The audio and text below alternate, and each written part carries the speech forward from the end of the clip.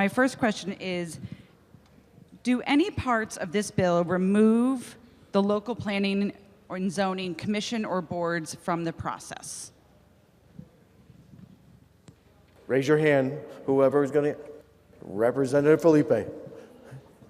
Through you, Mr. Speaker, it may create new processes that they are not fully involved in. It does not remove them from processes. Through you. Representative Welander.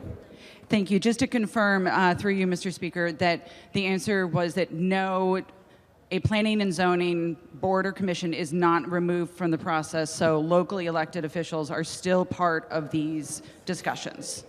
Through you. Representative Felipe. That is correct. Through you. Representative Welander. Thank you, Mr. Speaker. Through you, the next question I have is, are lands that are currently, and I know this question was asked before, but I just want to make sure that I'm sure on it, that lands that are currently used as open space, will they be considered developable? Through you. Representative Felipe.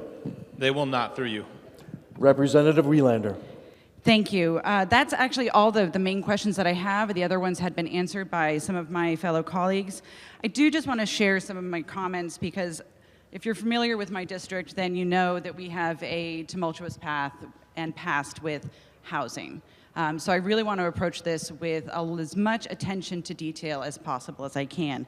And I want to just actually say that I appreciate the fact that CCM and COST came to the table bringing a variety of experiences and levels of expertise, both through Republican and Democrat leaders, to this discussion and to the negotiations. They had a wide variety of experience with developing housing in each of their individual communities, and I'm glad that that was part of the discussion when we were crafting, when this bill was being crafted.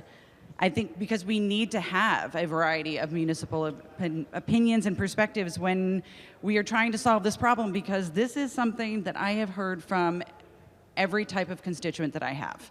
It is a senior who is unable to stay in their community. It is a first-time homebuyer who is unable to find that starter home.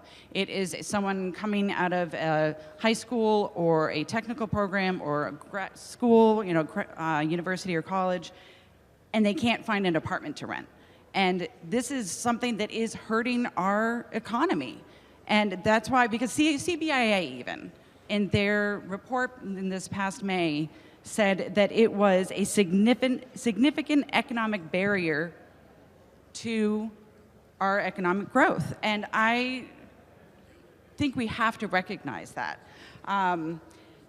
So I appreciate the thoughtful approach that was taken when drafting the original bill, and I know that the original bill back in May and June, but also this updated draft, which was shared with all of my colleagues, including myself, on Friday.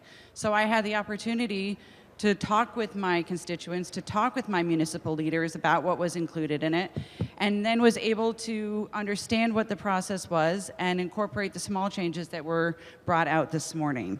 And I just want to thank the Majority Leader's team for making that available early so we could have those thoughtful discussions on the days leading up to this. I also want to thank the Governor's Office for staying at the table and being part of this. And so just a few points that I wanted to highlight about why I think this is a bill that, while it may not be perfect, it has some really great, stronger points in it in this updated version. There's municipal support for infrastructure upgrades. There's financial support for schools to expand as needed, a plan that incorporates the expertise of our local COGs, and an updated process that considers the space that is actually possible to develop.